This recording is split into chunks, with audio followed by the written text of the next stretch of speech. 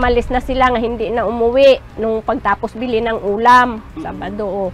Doon daw sila pumunta sa barangay hall, sa nanliligaw sa kanya.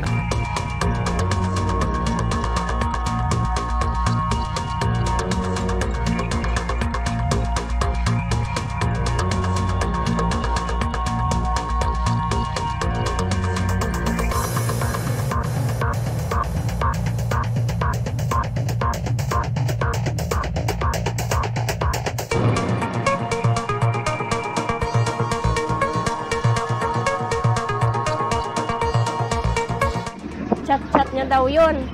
Tapos yun, susunduin daw sila. Pumayag man sila sunduin. Sinabi nila guro kung saan sila sunduin.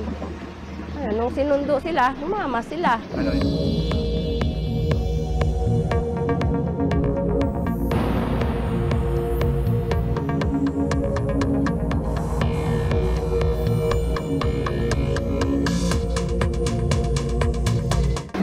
Problem, hindi pa naman niya kakilala lumusan yung tao and kakikilala lang niya through social media.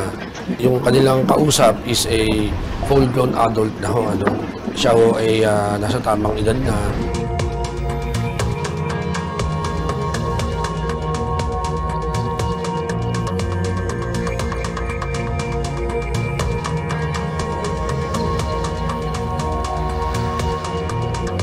Nakita ko natin yung mga alak doon. Kitang-kita ko na totoo yung sinasabi ng mga bata na sila ay pinainom ng alak at nilasing bago sila hinalay.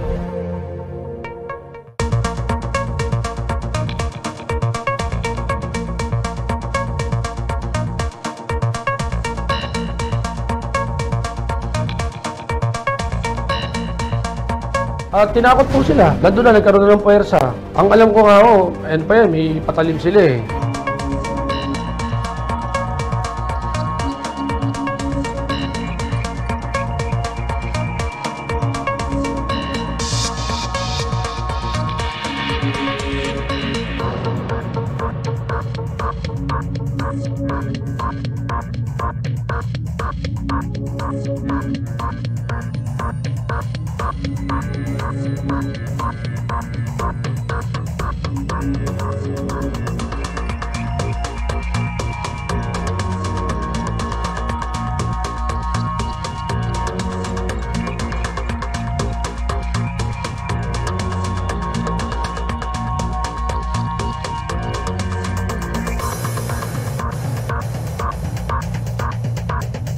Naiiyak ako na nagagalit sa kanya. Pero sige, tulo ng luha ako kay naaawa man ako.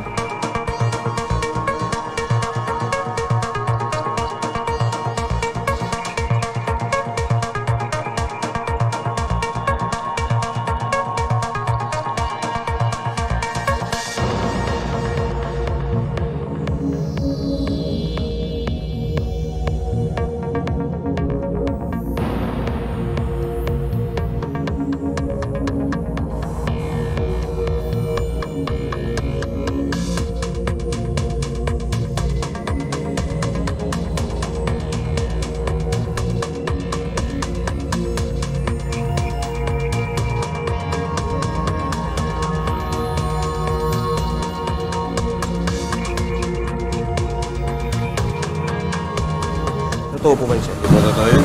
Bari ano naman po siya naman po talaga nag-iyawan yun. Ang totoo po nangyari dun. Pagkarating ko po dun, talagang meron na po silang alak na piliin. Yung nilak namin yung pinto, hindi po totoo yun.